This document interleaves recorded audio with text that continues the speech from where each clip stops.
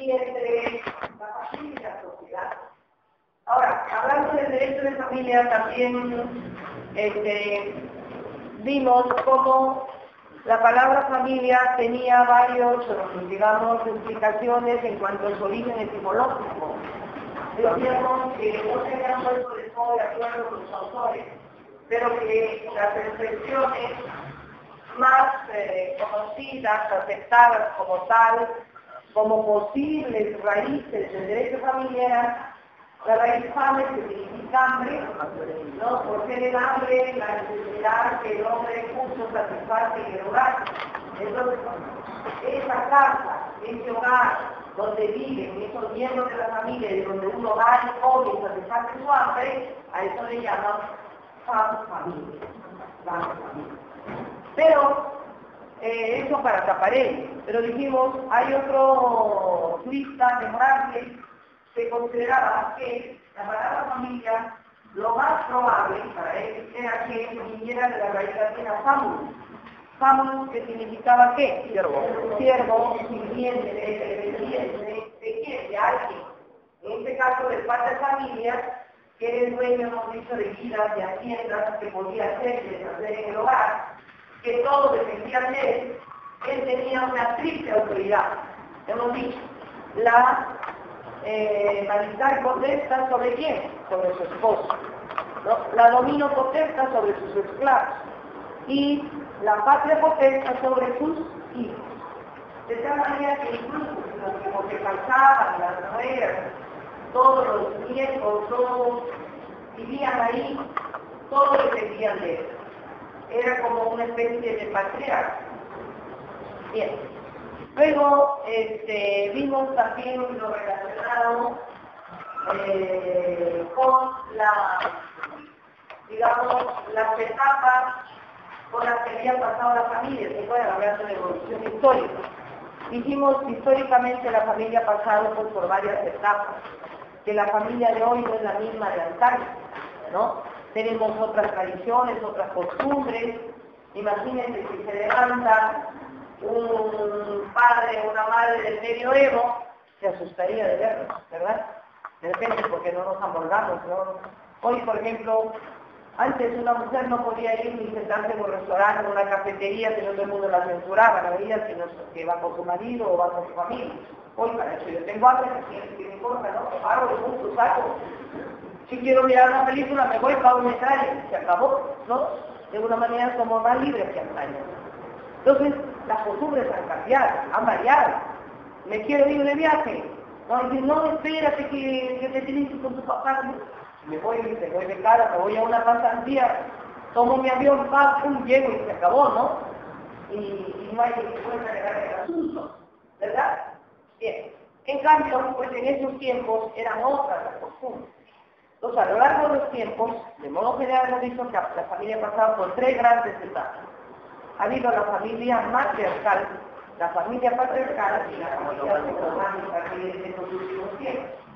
La familia matriarcal, decíamos, se dio en la época del matriarcal, en los tiempos más primitivos, donde la mujer, como fue la que descubrió la agricultura, porque ya no va a retroceder más, yo ya les conté el cuento, es ella la que manda, la que gobierna, los hijos son producidos en función del nombre de la madre, ¿no? Se da incluso la práctica de la poliandría, recuerdan, la mujer podía tener varios maridos, eso no era mal visto ahí porque hasta cierto punto ella les daba brazos para que le ayuden a las tareas agrícolas, ganaderas. Bien, sin embargo, posteriormente hemos dicho, ¿qué pasa? El hombre, cuando ya se vuelve más sedentario y se quiera vivir en el hogar, ya no permite que otros hombres vivan con su mujer, ¿verdad? Él se queda. Y entonces, siendo él ya, de alguna manera, la persona que conduce el hogar, el que dirige las tareas agrarias o agrícolas, las tareas ganaderas, ya la mujer la va relegando un poco a las tareas domésticas y venimos a la etapa del patriarcado, pero donde realmente, hasta cierto punto, el padre era la autoridad máxima y a veces caía en excesos. ¿Por qué? Porque podía incluso, decíamos, hasta matar a su mujer, a sus hijos, todo dependía del patriarcado. y eso era bien visto, ¿no? Practicaba incluso la poligamia, él sí podía tener varias mujeres. Él, digamos, el parentesco de los hijos ya no se daba en función de la madre, sino en función de quién, del papá. Y finalmente él era el que mandaba, el que gobernaba, tenía una autoridad plena. Pero esa autoridad hemos dicho que con el correr camino de los tiempos se fue actualizando, gracias sobre todo a la influencia de la religión, del cristianismo, que nos puso como moldes, como modelos a seguir, a la Virgen María, a San José como padre, al niño Jesús como hijo, lo cual está bien hasta cierto punto. Sin embargo, también yo personalmente considero que ellos me quieren buscar por trabajo y creer que cuando sacaran a las mujeres de la costilla de Adán seríamos depender de eso. ¿No? Hoy como por él también de los siglos, se llegaban a terminar que somos iguales. ¿No? Hay diferencias, naturalmente, ¿no? Físicas, pero tenemos, digamos, el mismo cerebro, voluntad, inteligencia, y naturalmente con las naturales diferencias de que un hombre, por ejemplo, no pare no da luz, una mujer sí, ¿verdad? Es distinto. Pero ambos se complementan y se necesitan, y ambos forman la especie humana, que es distinta a la especie animal, ¿no? Que incluso, recuerdan ustedes que hemos dicho que nosotros nos diferenciamos del animal, en que el animal solo se une, se apareja cuando esté en etapa de ser. En cambio, el ser humano tiene la sexualidad a flor de piel, ¿no? Pero, a pesar de eso, sabe manejar su psique, sabe en qué momento lo hace, con quién lo hace, cuándo lo hace, para qué lo hace. En cambio, el animal, ¿qué le importa? Un caballo, un burro, está en etapa de celo, ahorita agarra y ¿qué le importa que lo veamos? ¿No es cierto? Un perro, ¿no es cierto? No hay más. Pasar esa etapa, se acabó. Entonces decíamos que la sexualidad también, recuerdan, dijimos que no hay que mirarlo como algo malo, pecaminoso, sino como algo que es necesario al ser humano. Si no tuviéramos instintos sexuales, instintos genéticos, y hemos dicho, nos hubiéramos extinguido de raza, seríamos como piedra ya. Nació el primer hombre y se acabó. Gracias a la sexualidad podemos multiplicarnos, hemos perpetuado la especie humana. Lo malo está cuando nosotros hacemos mal uso de esta sexualidad.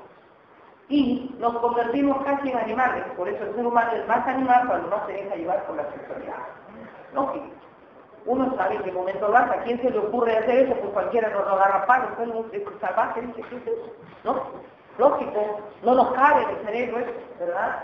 Nosotros fijamos reglas, ¿no? Sabemos cómo, en qué momento y con quién lo podemos hacer, ¿verdad? Ya les decía, un hombre, por ejemplo, ve a una chiquilla que es simpática, bonita, todo lo que sea, pero él mismo piensa, no, es menor de edad, no, soy casado, ¿verdad? Carlos no es el burro lo que nos falta, que se lanza como el burro,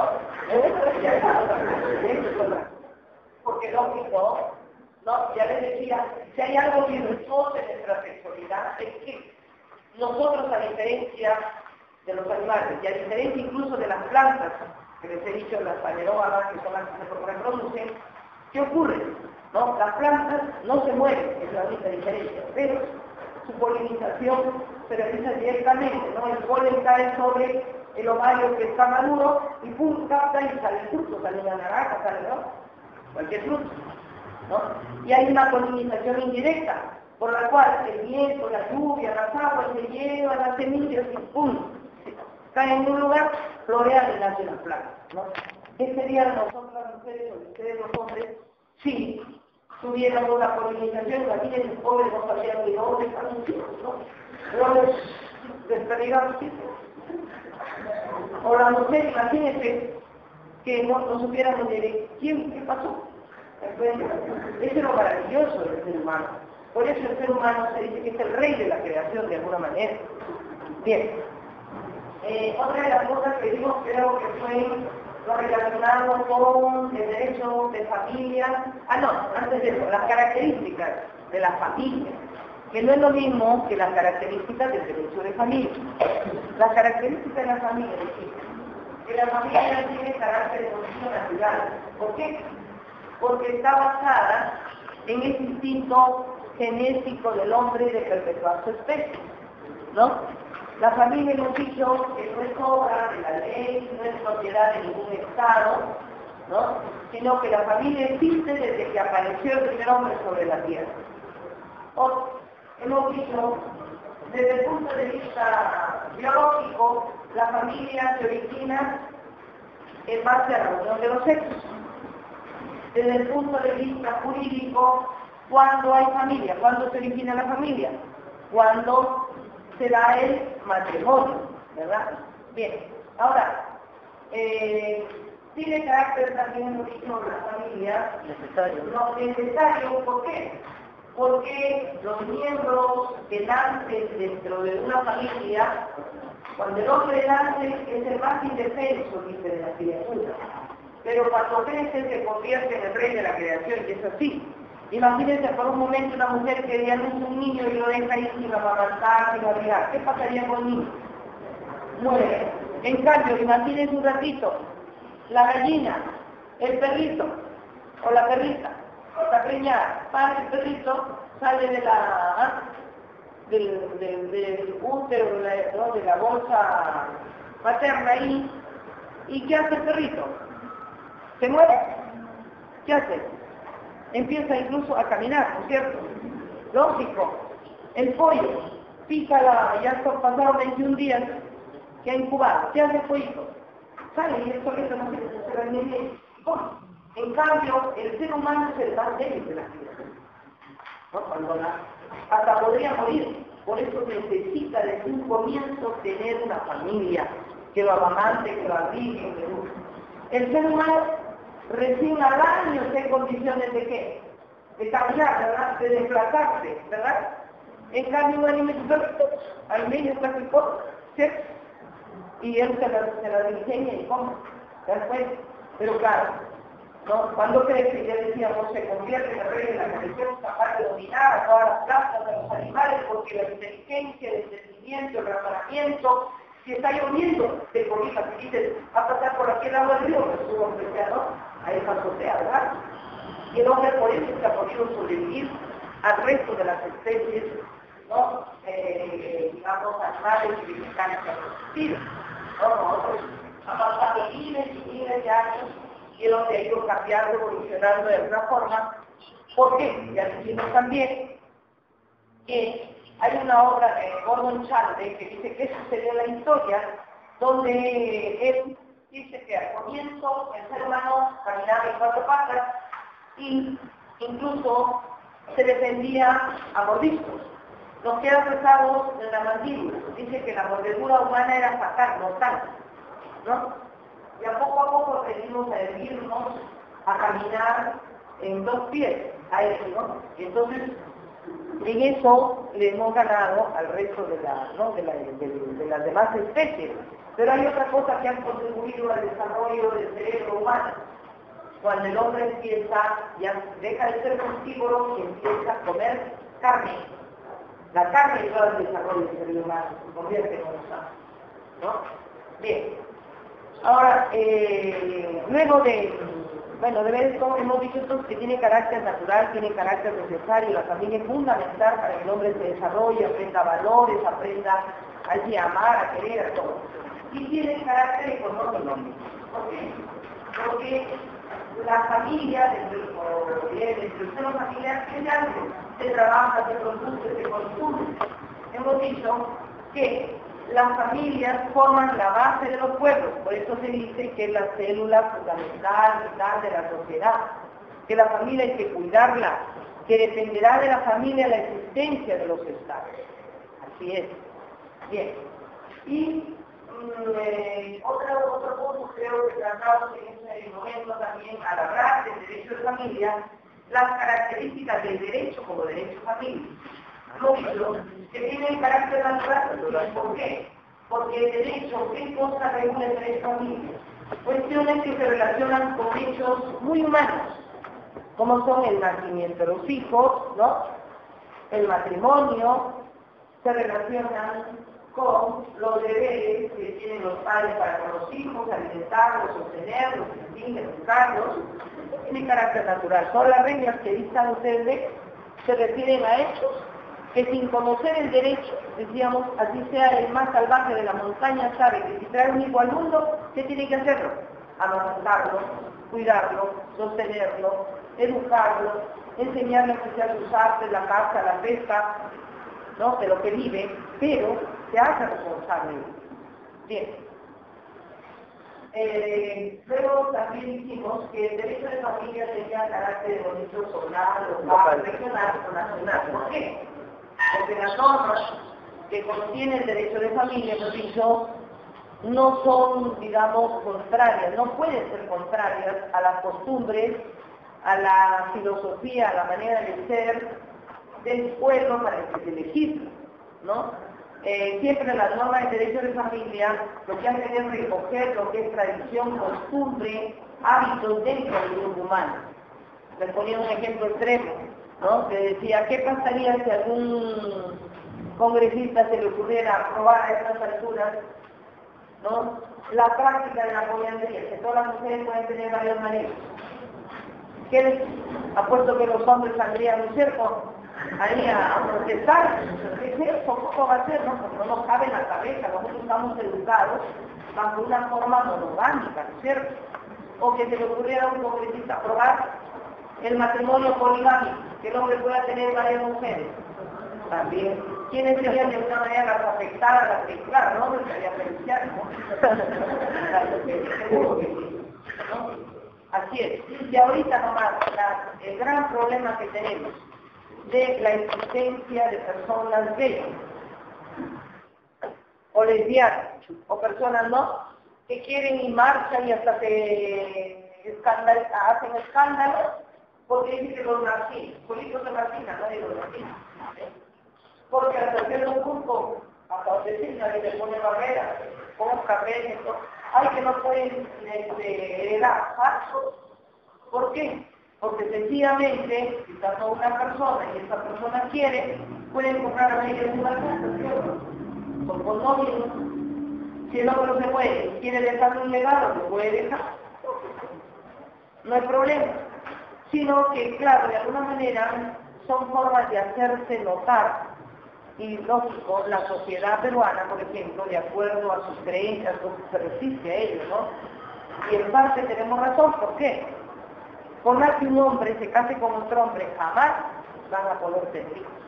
O una mujer con otra mujer, no. ¿Por qué? Ellos no tienen útero, por ejemplo. ¿Sí o no? La mujer sí. Miren, en realidad somos iguales. La diferencia está que el útero, el hombre lo tiene prácticamente fuera. ¿Sí o no? La mujer lo tiene dentro. O sea, está destinada a criar, a mantener ella, porque recibe. Y además, la naturaleza o Dios, para los que creemos en Dios, nos ha creado machos y hombres y mujeres. Los machos tienen ¿qué tipo de cromosomas? Todos tenemos 46 cromosomas, 23 por mamá, 23 por papá. Si eres hombre, tienes cromosomas X y X. Si eres mujer, tienes cromosomas X, X, ¿no? X, X, sale mujer. Muy bien. 23 por mamá y 23 por papá. De ahí que a veces dicen, no me da hijos varones la mujer. ¿De quién depende que te dé hijos varones? Del varón. ¿Quién te da? Si un hombre se casa con esta mujer y luego de la unión, él da su cromosoma Y y ella tiene X, ¿qué nace? Varón. Pero si él no te da y te da X y tú tienes X, ¿qué sale? Bueno, ¿no? Entonces, fíjense, incluso si nosotros nos remitimos al derecho romano, recuerdan ustedes, cuando el divorcio en Roma, el hombre repudiaba a su mujer porque no le daba hijos varones. Y se divorciaba de ella. Era causal de divorcio. Pero ¿de quién dependía? Que injusto, ¿no? Que injusto ha sido eso. Pero así estaban las normas, la ignorancia a veces lleva a casos y cosas extremas. Bueno, en concreto, el derecho de sucesión, estoy simplemente haciendo una pregunta que sería pasé, decirlo con mi favorita, ya nomás estoy así, sintetizar, pero por repetir tanto eso. Y a ustedes se pondrán aquí a los que se han atrasado, por favor. Les decía entonces, el derecho de familia tenemos que tiene carácter local, nacional, regional, y tiene que estar de acuerdo con nuestra costumbre, ¿no? Por ejemplo, les decía, nosotros acá en nuestro Código Civil consideramos que el divorcio se puede dar, por ejemplo, por adulterio. Lo comete el hombre o la mujer. Pero hay países donde dice que el divorcio se da por adulterio solo cuando lo comete la mujer. Y si lo comete el hombre, solo si es muy notorio. O sea, si se deja escapar. Ahí sí. No, es una sociedad machista. Eso, por ejemplo, existe en Venezuela, ¿no? Ahí se da. A pesar de que la venezolana, compara una venezolana con una peruana, que la venezolana es más liberal. A más acción, más reacción, ¿así es? Bueno, así es. Igual, compara una peruana con una chilena. La chilena también es más liberal, porque ellos recién a partir del año 2005 tienen el divorcio absoluto. Antes solo podían recurrir a la dignidad, haciendo triquiñuelas y cosas que no había divorcio absoluto. El chileno que se divorciaba de su mujer o la chilena que se divorciaba de su marido tenía dos tipos de divorcio. La separación del cuerpo, sin pasado 5 años. No se amistad, podían pedir el divorcio, pero era un divorcio relativo, como es una separación definitiva, que no tenía ya derechos mayores con ella, pero no rompía el vínculo matrimonial, o sea, seguían casadas, de manera que la chilena no se podía volver a casar ni chileno. No, eso es lo que sucedió, por ejemplo, con esta Cecilia Borosco, la esposa de Menem.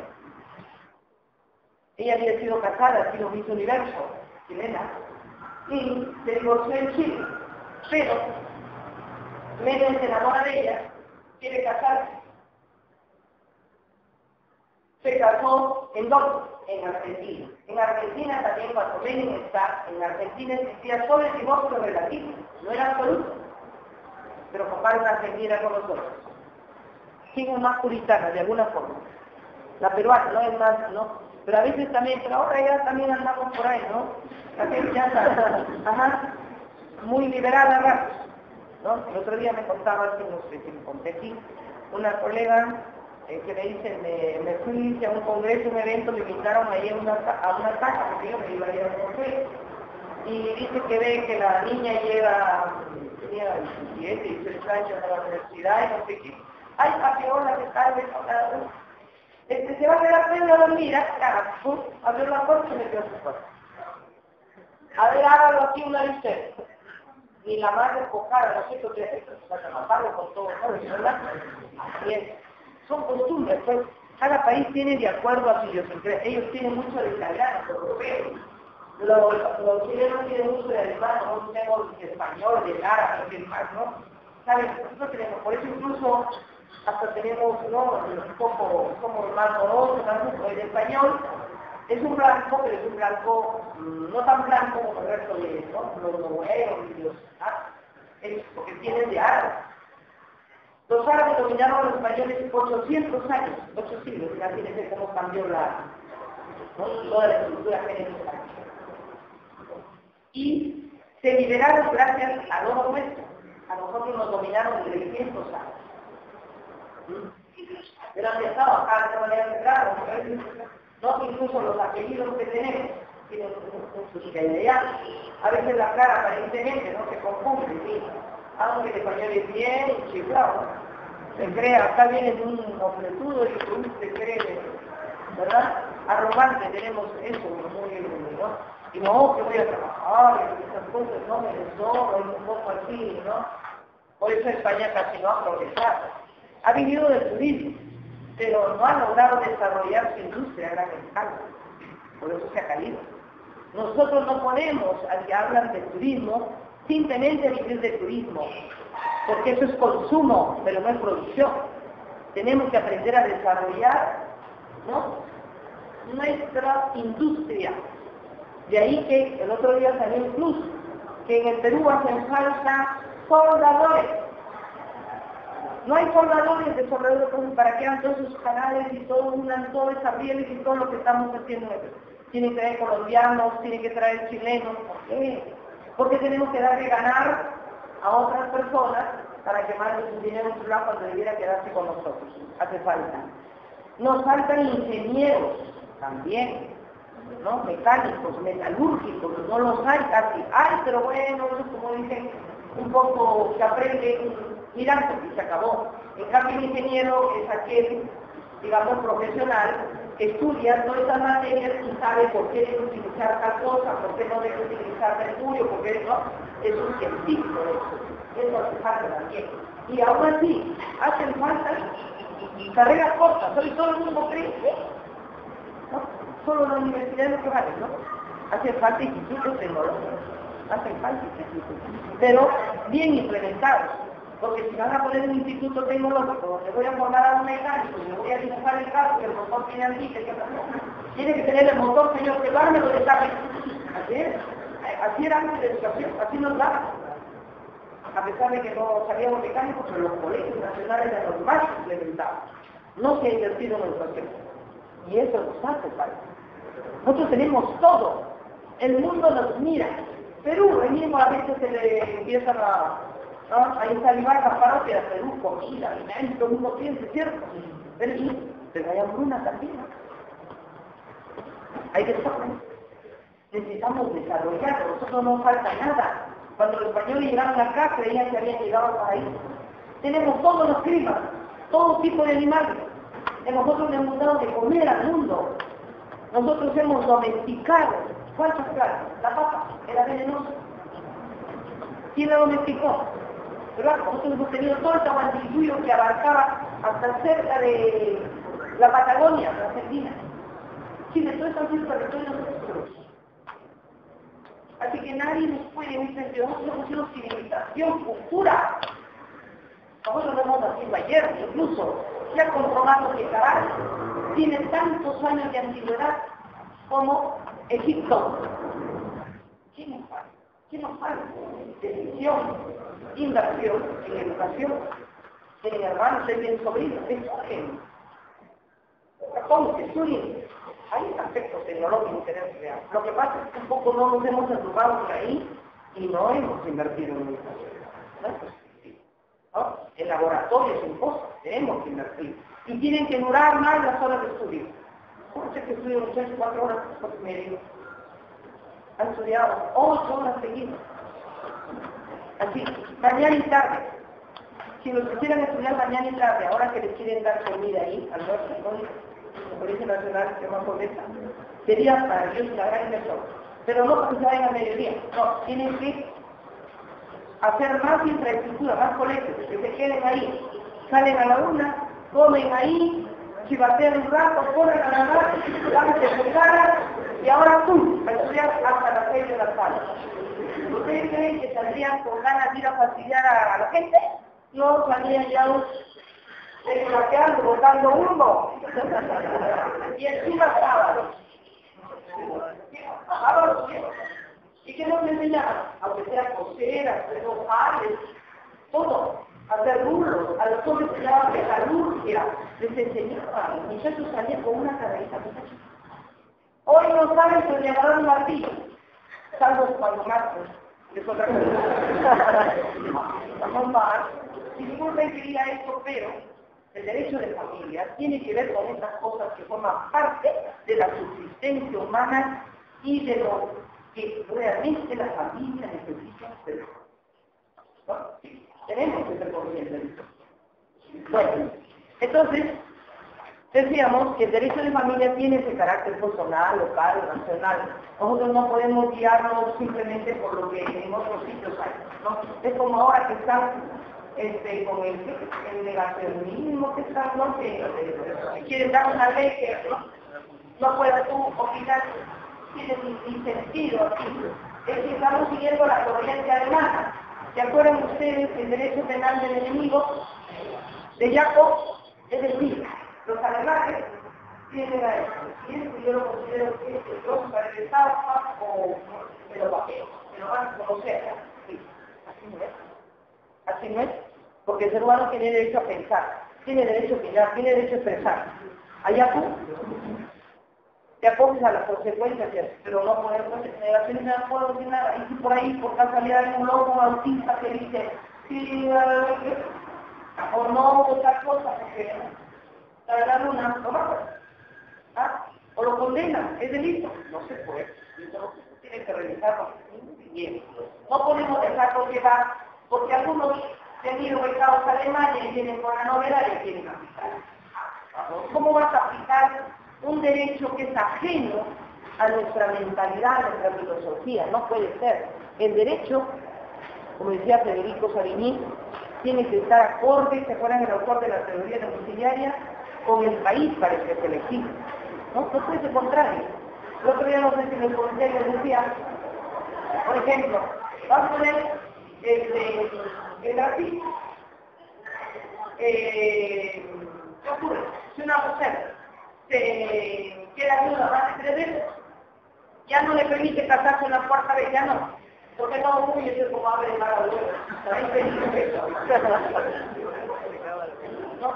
Eso acá, al menos a nosotros se puede casar 10 veces, no hay problema, importante de divorcio, ¿verdad? Cada uno de acuerdo, es que el brasileño es muy creenciero, muy no tiene otra forma de pensar, ¿no? Es distinto a la nuestra. Entonces, en concreto, el derecho de familia dicho tiene carácter natural, tiene carácter local, zonal, regional, nacional, tiene también carácter público, ¿no? Tiene carácter público. ¿Por qué decimos que el derecho de familia tiene carácter público? Porque las normas que contiene el derecho de familia, más que normas declaradas, digamos, son de imperioso cumplimiento, son de imperioso cumplimiento. Es decir, que nadie puede sustraerse de cumplir esas normas.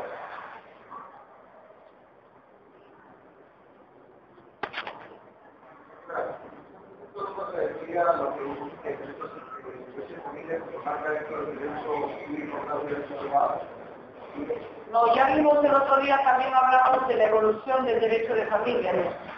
Sí. No, del derecho privado no. Claro, es derecho de personas, pero ojo, no contraviene. ¿Por qué? Porque el Estado tiene derecho a regular y cautelar, digamos, las relaciones que se dan en la familia. Miren nomás, en Estados Unidos, ¿qué ha pasado? Se ha dado una norma por la cual está prohibido la venta de comida enchatarra, ¿verdad? Por los bonos que están cerrados y no vienen los niños. Claro, porque la comida enchatarra, como les decía, la vez pasada, no sé si aquí en otro lado, la comen en Estados Unidos la gente más pobre. ¿No? La gente que tiene come su verdura, su hortaliza, todo. El que no tiene come su claro, es un engaño a la mujer, ¿qué? Un poco de harina o pan con carne molida de la... Así es. Pero nosotros, a veces nos hemos chiflado, comemos más o menos en nuestra casa y el sábado domingo vamos a comer las hamburguesas, y alguien dirá, ¿no? En Estados Unidos, y acá nosotros pensamos, ¿por qué el Estado me puede prohibir? ¿Puedo comer lo que me da la gana, sí o no? Sin embargo, cerrado. ¿Por qué?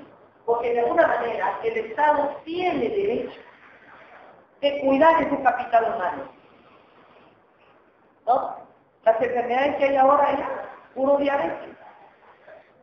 ¿No? Por la grasa, por la demasiada ingesta de ese tipo de comida. ¿No? Tiene derecho a cuidar. Algo que quiero hacer aquí. Ya querían también prohibirlo, no, bueno, no han llegado a prohibirlo, pero ya algunos clínicas, hospitales, sobre todo del Estado, que tienen cafeterías, ¿no? Ya no le permiten a la cafetería que venda comida chatarra, tienen que poner, ¿no? Vender, por ejemplo, también, vamos, que venden a un platote de papas fritas, ustedes agarren nada más un poco de papas, se expriman la pizza. ¿No? Mayonesas, tomates, ¿no? Y peor aún, yo veo, en un solo plato comen varios. Todos tenemos micrófono. Por menos, disculpen, que haga la que no la bien.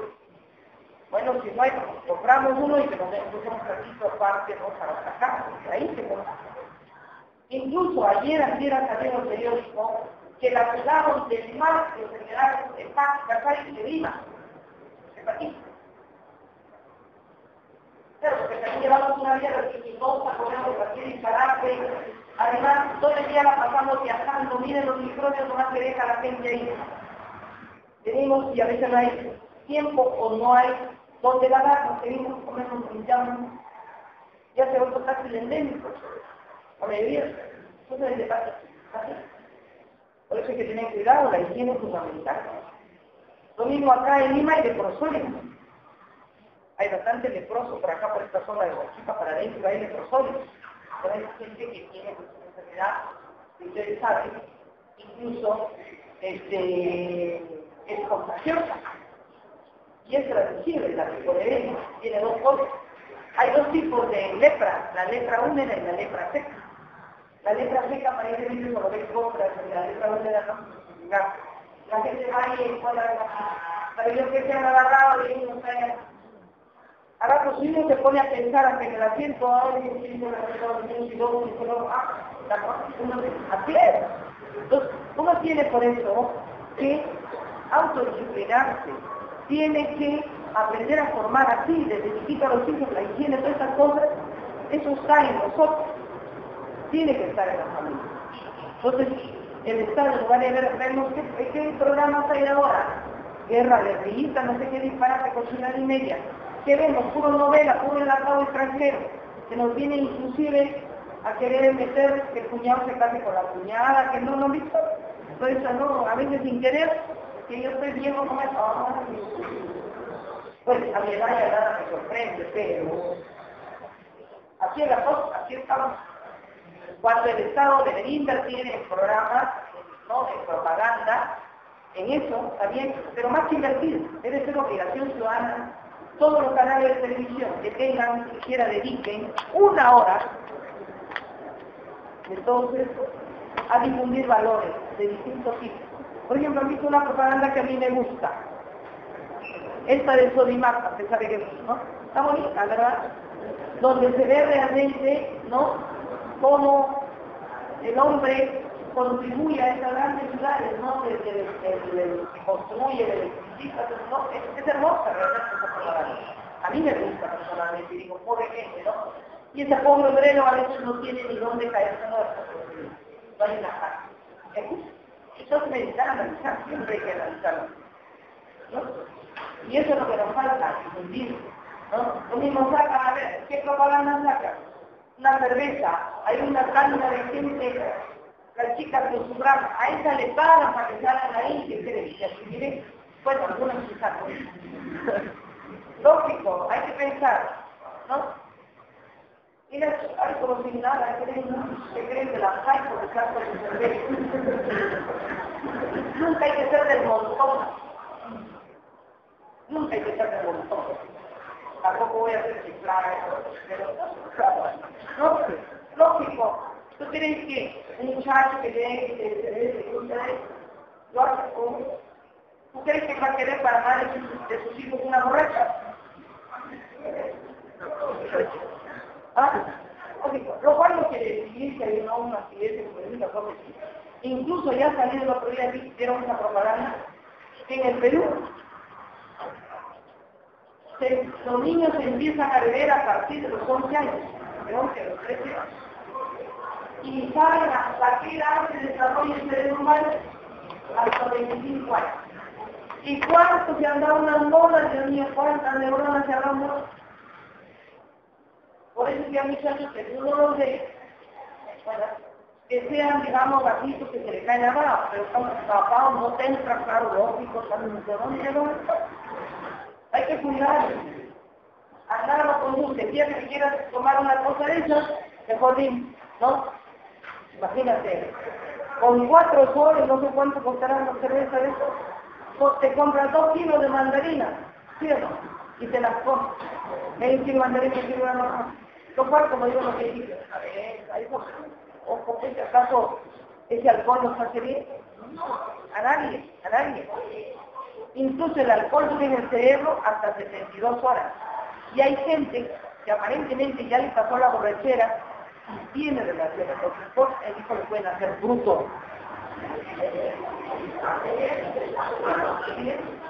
No, ustedes también, de verdad. Ojalá puedo traer un día a un alumno que tengo médicos que han estudiado.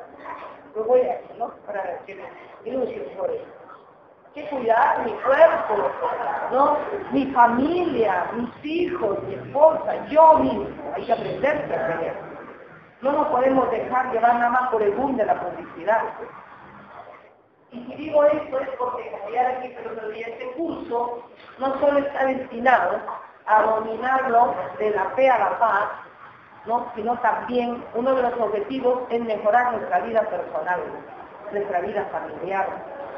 Si en algo de repente hemos mejorado, si podemos contribuir en mejorar y en nosotros hacer mejor, eso es lo mejor que podríamos. Bien. Entonces dijimos, ¿por qué se dice que el derecho de familia tiene carácter que sea público? Porque las normas que contiene el derecho de familia más que normas, como son criterios con cumplimiento, ¿no? Nadie puede sustraerse de ellos. Así, por ejemplo, vamos a suponer que tú quieras casarte con alguien, pero se te ocurre, ay no, yo quiero que sea que me celebre mi matrimonio el presidente de la República, porque yo soy de su partido. No, siquiera porque en ninguna parte dice que el presidente de la República puede celebrar. ¿Quién es el único que puede celebrar? El alcalde o el jefe de registro de Estado. No hay más, ¿no? Ahora, otra característica que tiene carácter ético. ¿Por qué? Porque las normas también que contienen el derecho de familia, más que normas de carácter legal, jurídico,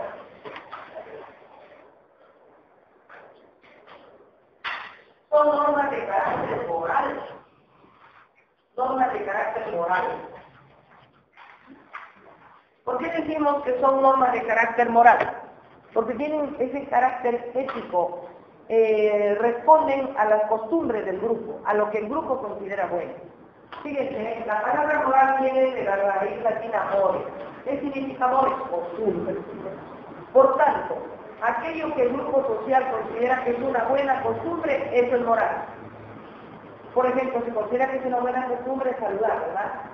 Se considera que es una buena costumbre ser fiel al esposo o a la esposa, ¿sí o no? Por eso, si tú eres infiel, ¿cómo lo hace? Subterfugiamente, porque todo el mundo lo censura, ay, ese mujeriego, ay, ese para qué trae, ¿no? O la que se cree, la reina de la carambola.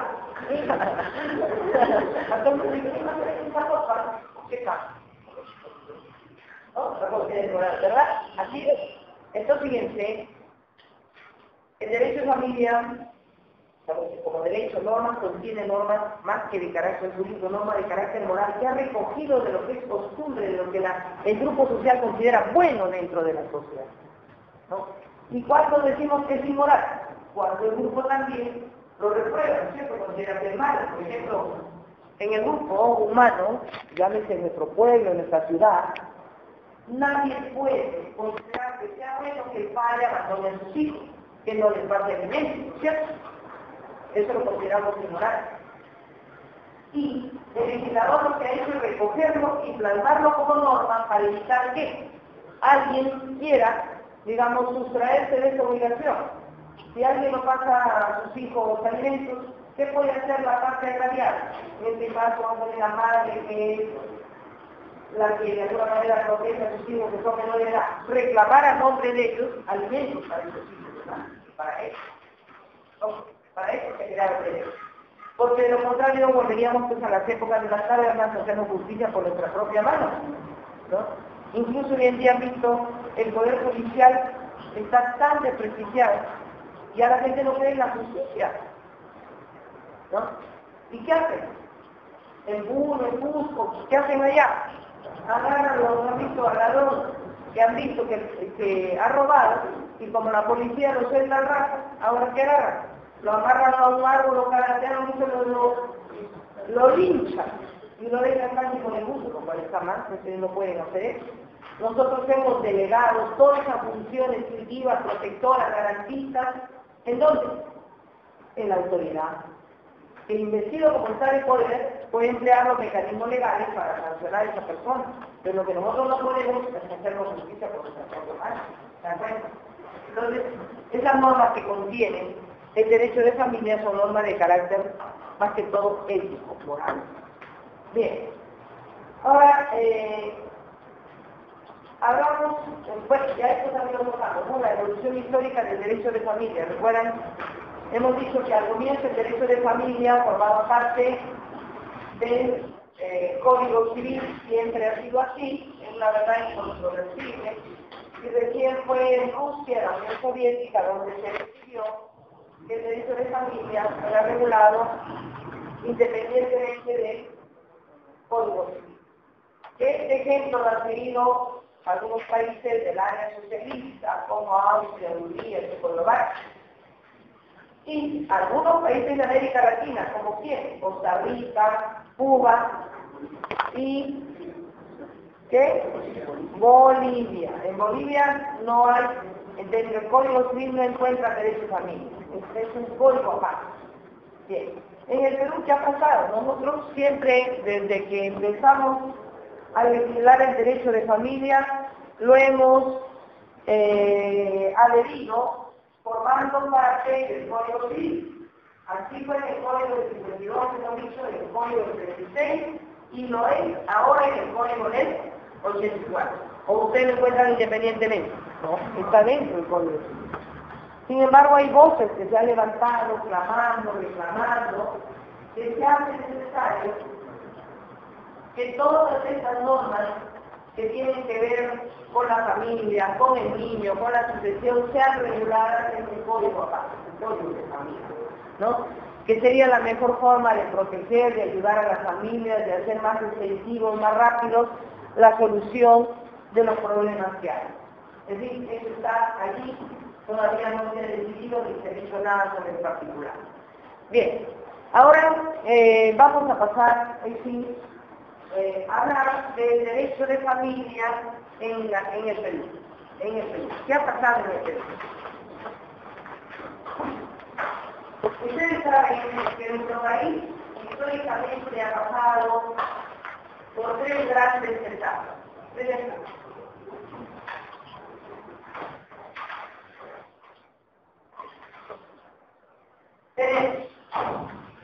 en la época pre-incaica, que es la primera, digamos, etapa histórica, ¿no? De desarrollo de nuestra sociedad, en las épocas pre-incaica e incaica. ¿Qué ha pasado en esta época? ¿Había derecho de familia o no había derecho? La gran pregunta. Algunos dicen que el derecho se transmitía en forma oral, a través de la tradición, y hasta cierto punto puede crecer. ¿Por qué? Porque dicen que nosotros no hemos conocido la escritura. Es cierto que no hemos conocido la escritura, pero hemos tenido normas que nos han regido. Recuerda, incluso esos grandes principios de ama su, ama yuya, ama aquella, ¿no? Que regían la vida de todos los pueblos, de todos los ciudadanos, ¿no? No robes, no mates, no mientas. Sin embargo, en el campo del derecho de familia entendemos que, de verdad que no hemos tenido un derecho escrito, por la obra de los grandes cronistas como Guamán Poma de Ayala, se ha podido verificar que sí habían reglas, normas que regulaban a la familia. Y entre estas, digamos, las más importantes están las siguientes. Dice que en la época preincaica e incaica, ¿no? ¿Qué ocurría? Existía el matrimonio monogámico. Siempre ha existido desde el comienzo el matrimonio monogámico. Es decir, entre un varón y una mujer, ¿no? Sin embargo, ¿quién sí podía practicar la poligamia?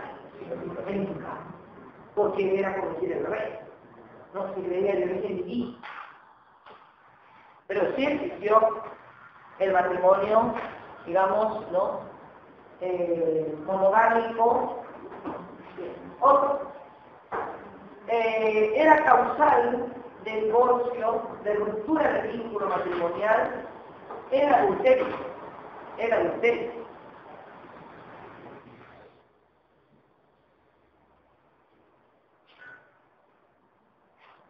De tal manera que al adúltero lo condenaban, a la adúltera, a la pena de la horca, y el despellejamiento. Lo despellejaba, qué bueno fue hasta ahora sí. La horca y el despellejamiento.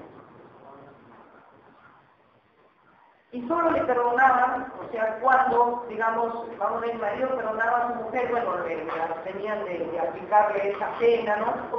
Pero la condenaban a la pena a la dona, era el cárcel subterráneo. Bien.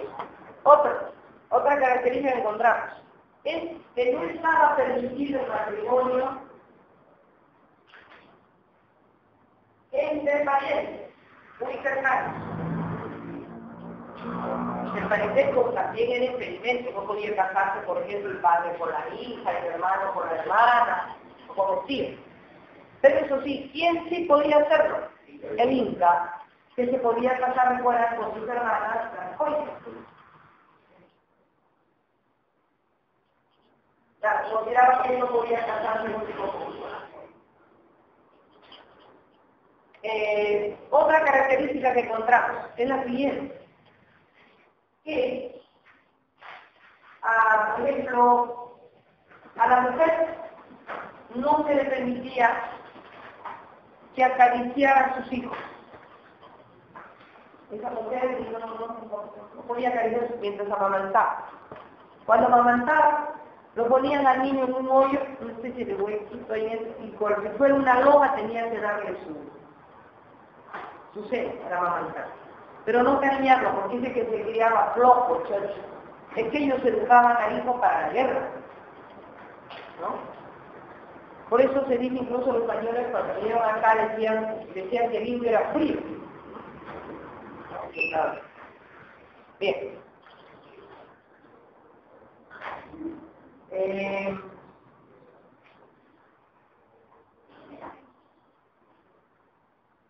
Bueno, diríase que esas son... otra de las cosas.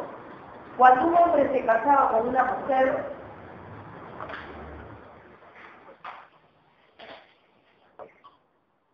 a estos se les facilitaba, se les daba un pedazo de tierra, ¿recuerdan? Al hombre un topo y a la mujer medio topo, para que con ello pudieran, digamos, solventar sus necesidades vitales, alimentarse, sembrar, cuidar sus animales para alimentarse. Hoy, ¿a quién le dan un topo ni medio topo? Un topo en un pedazo de tierra, una medida que yo tenía. Y a la mujer le daban la mitad del topo, medio topo. Bien. Ahora vamos a pasar a otra etapa de la historia. En la época virreinal o época de descubrimiento y conquista. En la época virreinal de descubrimiento y conquista. ¿Qué pasó en la época virreinal? Bueno, ustedes saben que en la época del virreinato, cuando vienen los españoles a descubrir, a conquistar estas tierras, ellos trajeron sus propias leyes, sus propias normas. Incluso casi impusieron a todos a sangre y fuego, ¿no? Entre las normas que trajeron acá y que trataron de cambiar la mentalidad, por ejemplo, del peruano, del nativo, están las siguientes. Primero, ellos también consideraban que el matrimonio debía ser monogámico. es decir, entre un hombre y una mujer. No había más.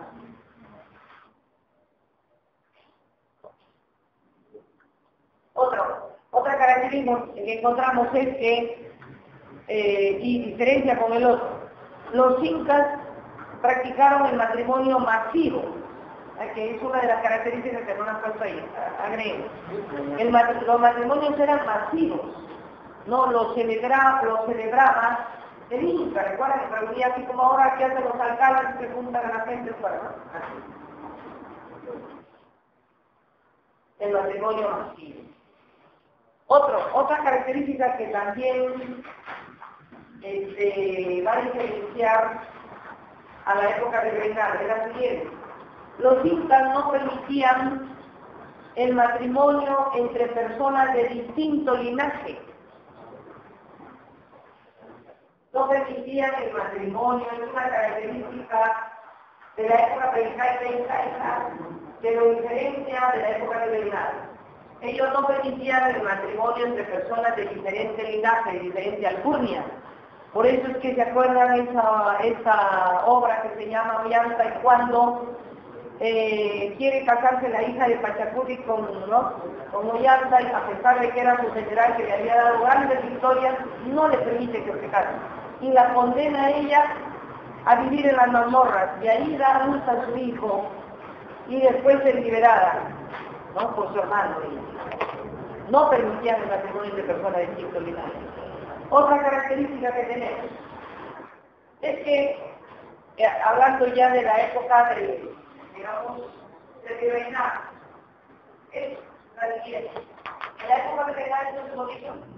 Tenía el matrimonio monogámico, el matrimonio, digamos, válido era el matrimonio religioso o católico.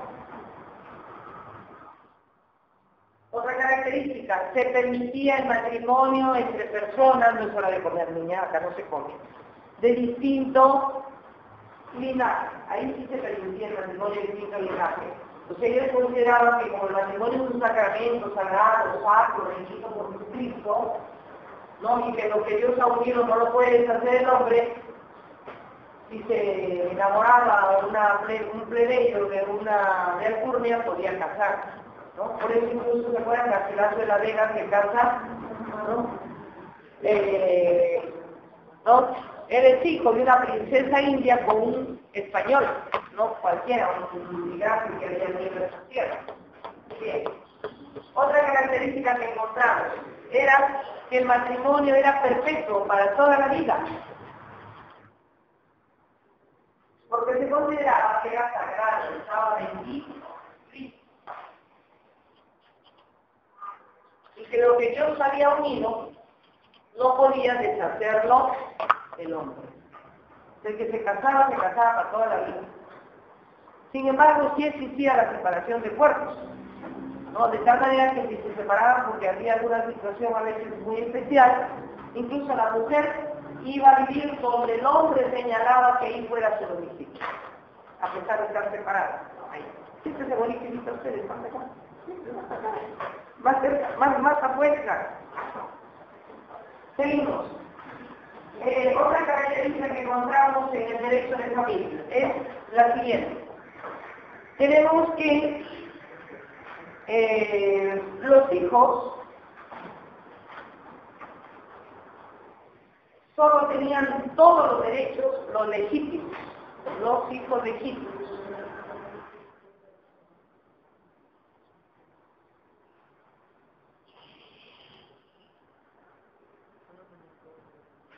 Los ilegítimos no tenían ningún derecho. Eran llamados hijos del arroyo, hijos del fuego, hijos del río. Como que habían tenido aquí una unión por ahí medio, ¿no? Subterfugia, soterrada, ¿no? Y lo condenaban, ¿no? Hijos del pecado, hijos sacrílegos le llamaban al hijo ilegítimo. Bien. Incluso ellos distinguieron varios tipos de hijos, pero vamos a ver eso. Luego, otra de las características que encontramos en el derecho de familia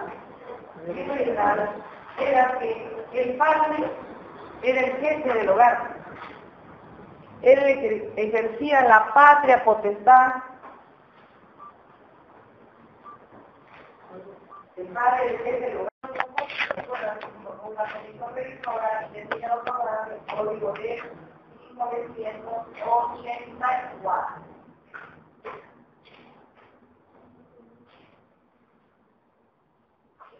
Es un código, como ustedes saben, que prácticamente está a la vanguardia incluso de algunos códigos de América Latina, porque es mucho más adelantado, menos conservador, y en algunos casos, ¿no? ¿Qué novedades trae este código del 84? La primera, dice también, otra vez, que el único matrimonio válido del Perú es el matrimonio civil. El matrimonio civil. Ya no hay que, ay, yo soy casada religioso con ella y eso vale para la iglesia. Tampoco, hoy ya los curas se cuidan mucho, ¿no? Para casarse religioso, se dice, enseñe primero que se ha casado civil. ¿Cierto? En cambio, ya decía la gente, se casaba con una civil y con la otra religiosa. ¿No? Ahora no. Entonces, ya un poco también los curas no tienen que tener más crédito porque la autoridad es aplicada. Para la ley, según el concordato que han celebrado y es un acuerdo entre el Perú y el Estado del Vaticano en Roma, ni la Iglesia se mete con el Estado, ni el Estado se mete con la Iglesia.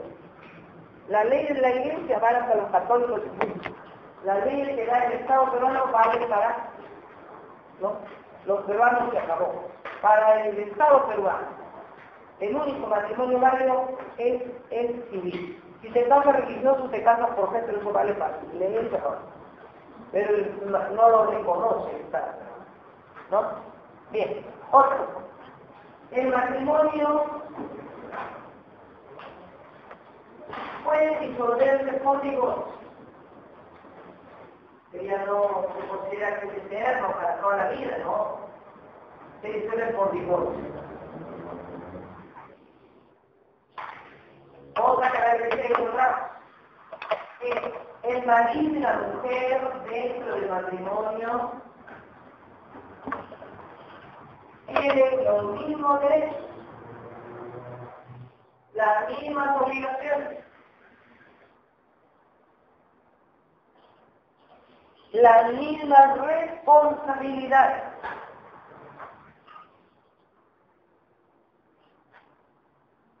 Es decir, los dos tienen que contribuir en la medida de sus utilidades a solventar, por ejemplo, las necesidades del hogar. No hay que, como antes, ¿no? Ese problema tuyo, el hombre que él le responda a ella, yo tengo mi dinero, pero es mío, yo no soy la encargada de mantener, mentira, los dos. Gracias a este código el hombre también está liberado de que sobre sus espaldas descanse toda la responsabilidad económica de la familia, porque ambos tienen que contribuir, ¿verdad? Bien. Otra característica que encontramos también es que, bueno, le decía, la misma responsabilidad y las mismas consideraciones.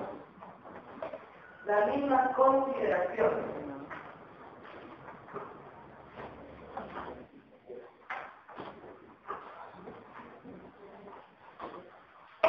Ya no hay que, como antes no, que la gente creía, no, yo quiero hablar con el jefe de la casa, soy el jefe de la casa.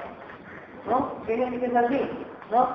Van de repente a hacer una obra, algo, van a celebrar algo en la institución del barrio. ¿Es el jefe? No, no es el jefe, es la jefa. No es la jefa, no.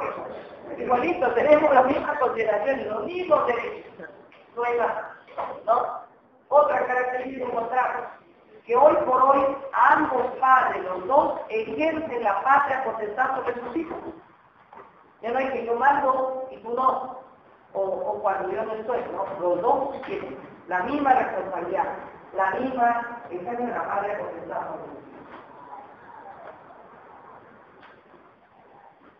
Otra característica que encontramos, que el régimen patrimonial del matrimonio hoy, según el código del 36, del 84, es el régimen mixto de capitulaciones matrimoniales. capitulaciones matrimoniales, ya digo bien, el cual permite a la pareja matrimonial, se refiere a la pareja matrimonial, no a la pareja que por ahí se habla, ¿no? A la pareja matrimonial, porque se quieren casar, desde antes de casarse, o sea, los novios, ¿no? Poder decidir libremente a qué régimen patrimonial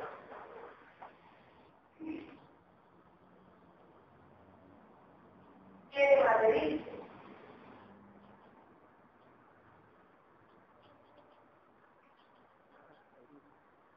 Sea de separación de bienes,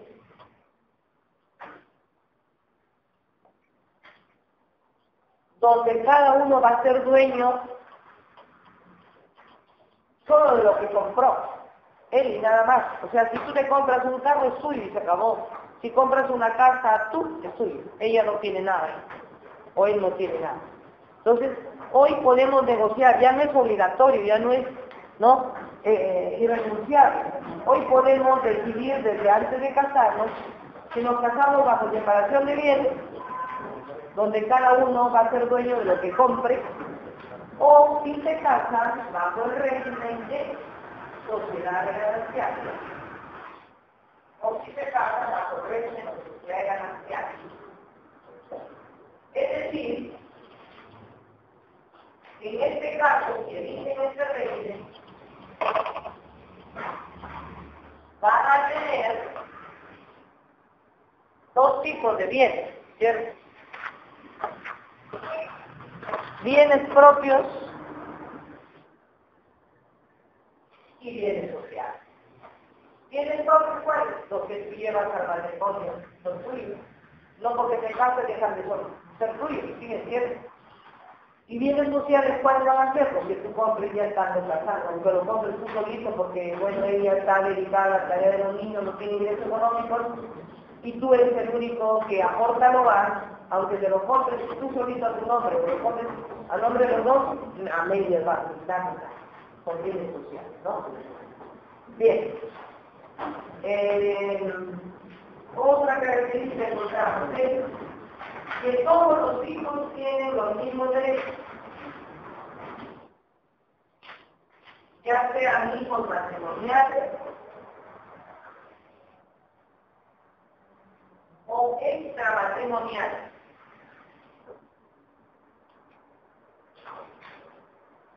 Ya, siempre que estén reconocidos, digamos, firmados, o se haya establecido la afiliación con su padre.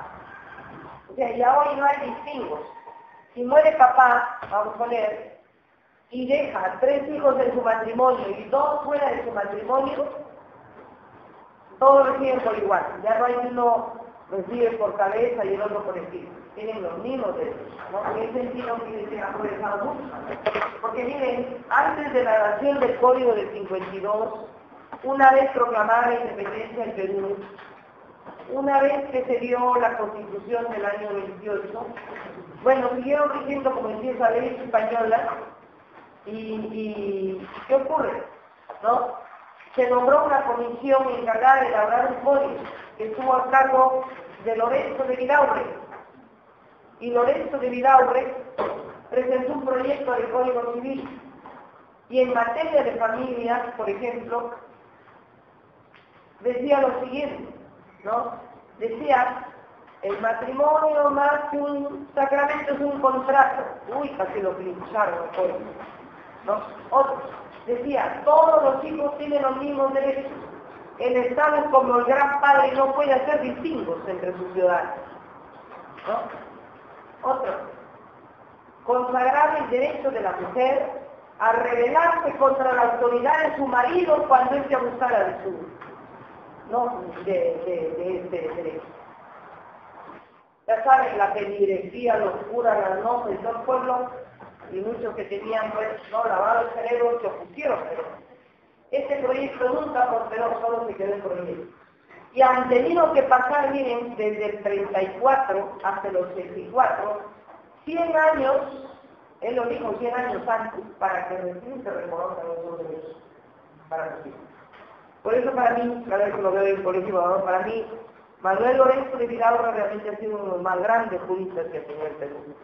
Él fue el encargado de redactar el acta de la independencia que le dio San Martín el día de la proclamación de la independencia. Él lo redactó el 10 de julio de 1821. La independencia del Perú estaba programada para el 15 de agosto. Pero tuvieron que adelantarlo, ¿por qué? Porque las indianas habían rodeado todo Lima y no permitían el pase de alimentos. Y con el hambre los hijos nadie se juega, por eso se ven ustedes ahí hasta el marqués de Torres Tarde, ¿no? Con la bandera junto a San Martín, al arzobispo de Lima, también a él. Así fue. Pero fue prácticamente un saludo a la bandera, porque San Martín tenía, digamos, establecidos 3 proyectos, ¿no? Para liberar, porque sabía que así no se podía sellar la independencia del Perú. Incluso, ¿se acuerdan ustedes de una historia que estudiaron en la entrevista de Guayaquil? Donde San Martín, sabiendo que no tenía suficientemente hombres ni armas, viaja, ¿no? Y se entrevista con Bolívar en Ecuador, luego de la batalla de Pichincha que se dio la independencia de Ecuador, y le pide ayuda. ¿Pero qué le dice Bolívar? 2 estrellas no pueden brillar en el mismo firmamento. San Martín lo entendió.